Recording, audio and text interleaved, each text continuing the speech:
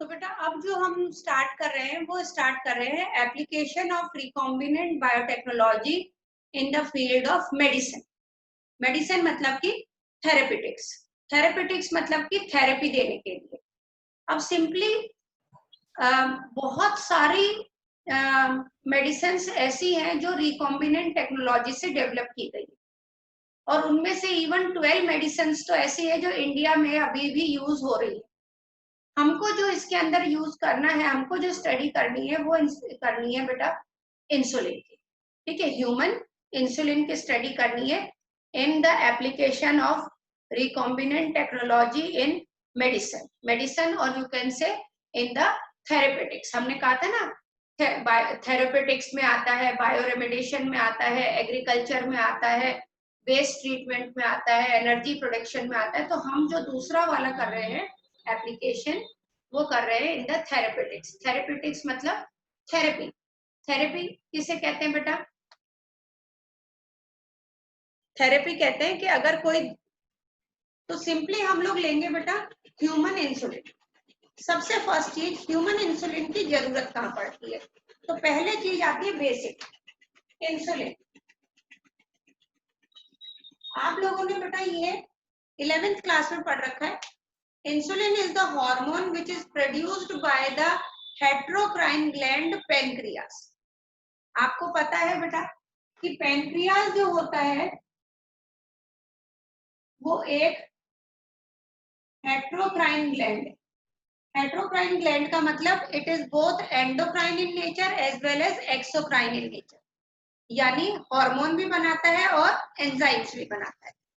तो actually pancreas का एक पार्ट होता है जिसको कहा जाता है आइलेट्स ऑफ लैंगरहैंस।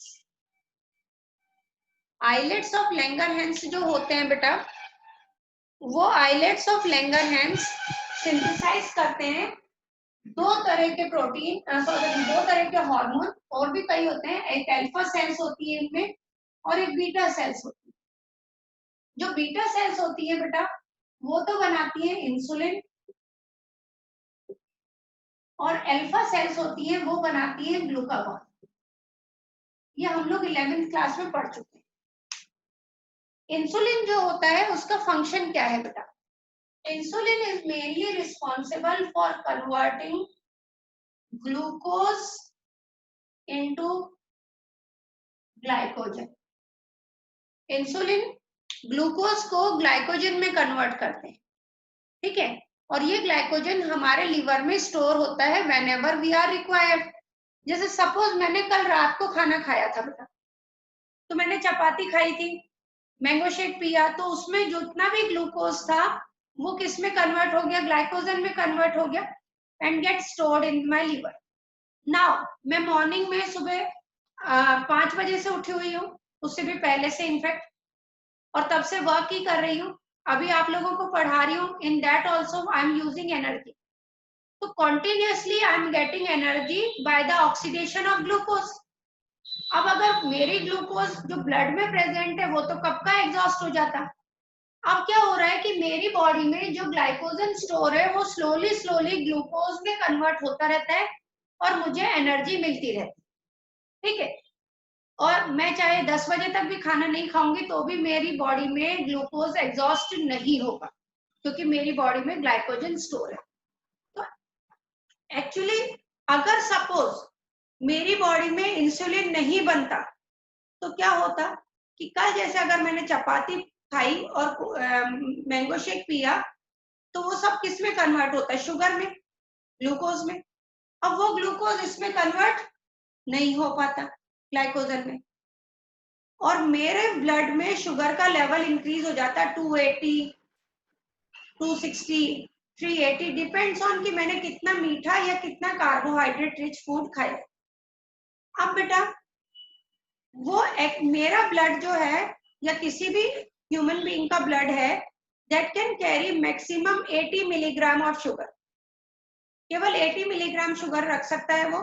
उससे ज्यादा का शुगर लेवल होते ही इट स्टार्ट एक्सक्रीटिंग आउट, और मैक्सिमम साइड पे लेगा तो 120, उससे ज्यादा का नहीं, वो फिर एक्सक्रीट आउट करने लग जाता है।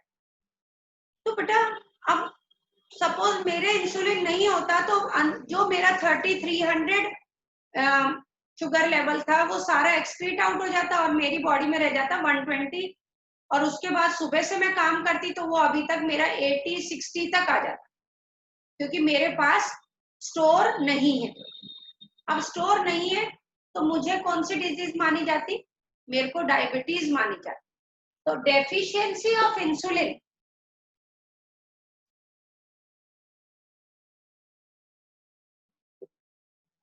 deficiency of insulin causes disease called as diabetes।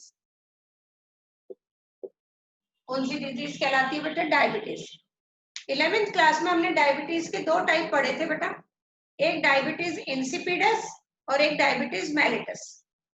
ये जो इंसुलिन की डेफिशिएंसी से होती है वो डायबिटीज होती है diabetes mellitus.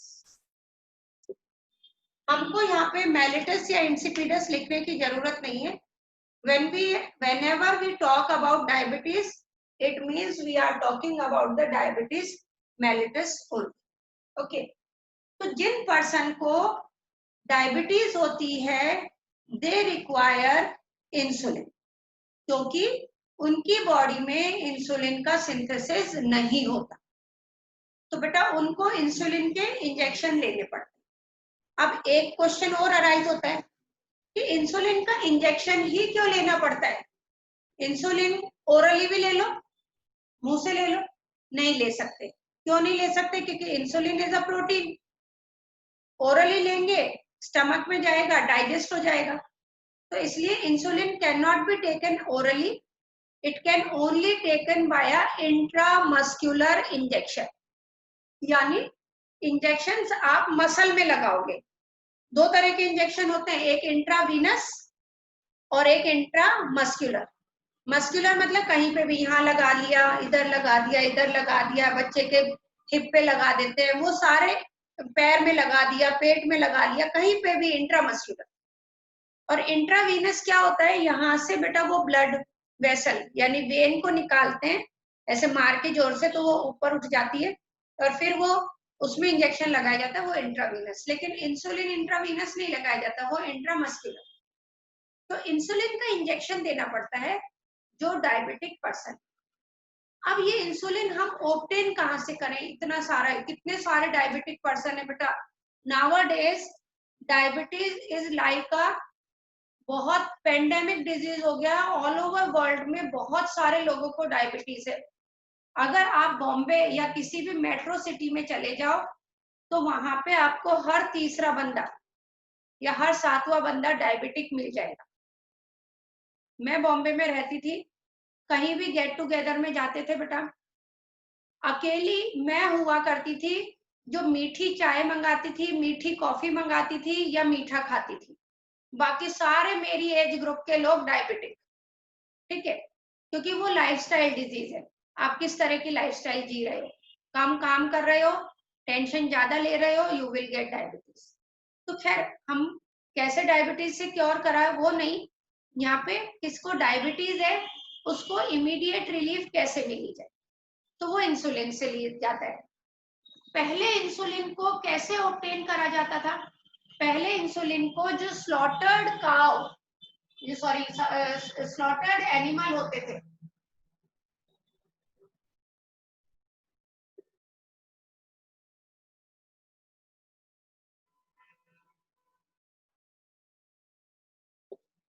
Slaughtered animal, slaughtered मतलब कि जहाँ पे काटा जाता है एनिमल्स को, तो उनमें काफ को काटा जाता है, गोट को काटा जाता है, पिग को काटा जाता है, तो उनका पेनक्रियाज ले लिया जाता था और उसमें से इंसुलिन को एक्सट्रैक्ट आउट कर लिया जाता था और उस इंसुलिन को यूज किया जाता था एज ए इंजेक्शन।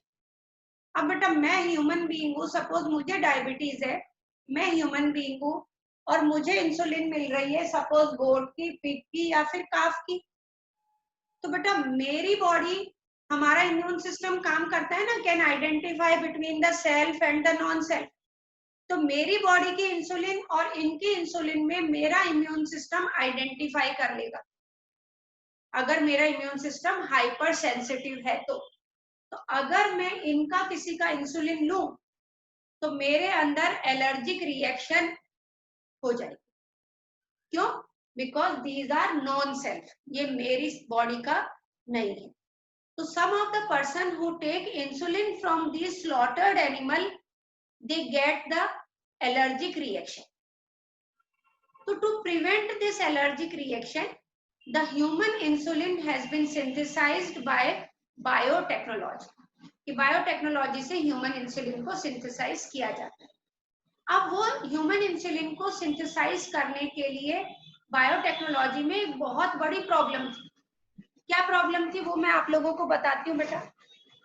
आप लोगों को ये पता है कि हमारे अंदर कोई भी जीन होता है तो हमारे यूकैरियोट में जो जीन्स प्रेजेंट होते हैं उनमें प्रेजेंट होता है स्प्लिट जीन अरेंजमेंट।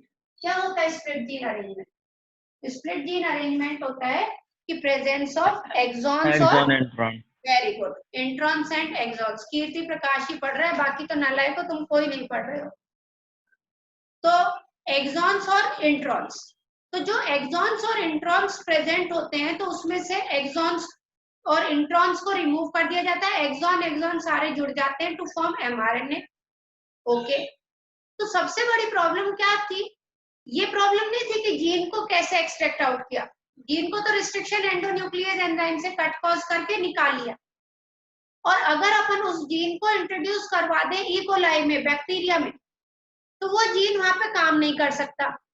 क्यों नहीं काम कर सकता? क्योंकि बैक्टीरिया में स्प्लिट जीन्स जो होते हैं उसमें प्रोसेसिंग का उसके पास में कोई प्रोसेस होता ही नहीं है, क्योंकि उनके पास स्प्लिट जीन अरेंजमेंट नहीं होता बेटा बैक्टीरिया के पास। तो जब जिसके पास स्प्लिट जीन अरेंजमेंट ही नहीं है तो वो उसको काटने का भी, जोड़ने का भी, प्रोसेसिंग करने की कोई टेक्निक नहीं है। तो इसके लिए सबसे इम्पोर्टेंट था कि हम लोग मैच्योर जो एमआरएनए बनता है वो जीन आइसोलेट करें, है ना, वो जीन आइसोलेट करें जिससे मैच्योर एमआरएनए यानी प्रोसेस एमआरएनए स्प्लाइसिंग होने के बाद वो जीन हम इंट्रोड्यूस कर सकते हैं बैक्टीरिया। तो उसके लिए सबसे फर्स्ट एली लिली कंपनी,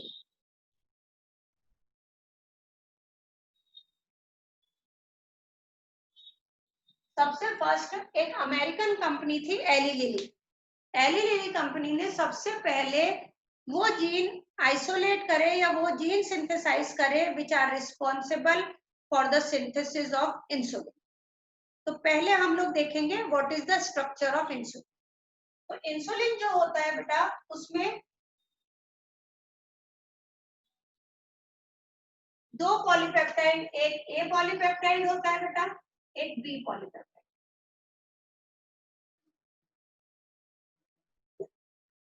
एक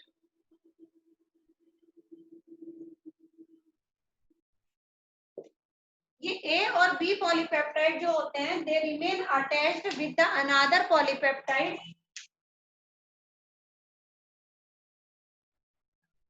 called as C polypeptide.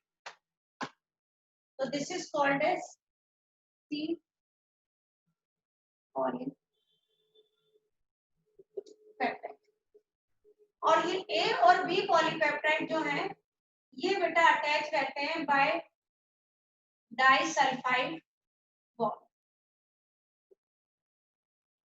ठीक है, A polypeptide and B polypeptide remain attached with the disulfide bond and both A and B polypeptide remain attached with the C polypeptide in immature insulin या जिसको कहा जाता है pro insulin.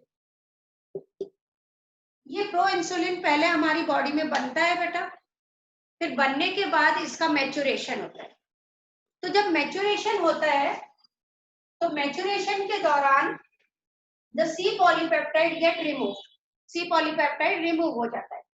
जब सी polypeptide remove हो जाएगा तो what is left? Only thing which is left is A polypeptide and B polypeptide which remain attached with the disulphide bond. A और बी पॉलीपेप्टाइड ही रह जाते हैं। और now this is called as mature insulin. अब बेटा इस pro insulin के बनने के लिए जीन जो प्रेजेंट होता है वो हमारे क्रोमोसोम नंबर 11 पर प्रेजेंट है। अगर हम वहां से एज इट इज पूरा का पूरा जीन उठाते तो हमारे पास ये पूरा प्रो इंसुलिन बनता है, ए बी और सी। ए और बी, ए बी और सी बना के अगर हम लोग ले तो उसको सी को रिमूव कौन करेगा? हमें तो डायरेक्ट कैसे इंसुलिन चाहिए? मैच्योर इंसुलिन चाहिए। और मैच्योर इंसुलिन में भी जीन का केवल वो हिस्सा चाहिए which can synthesize A polypeptide and B polypeptide, यानी उसमें से इंट्रॉन्स को पहले से ही रिमूव करेंगे। अब ये जो अपनी इंसुलिन होती है इसके अंदर कितने अमीनो एसिड होते हैं? इसके अंदर टोटल ये 51 अमीनो एसिड होती है बेटा। ये पीएमटी का क्वेश्चन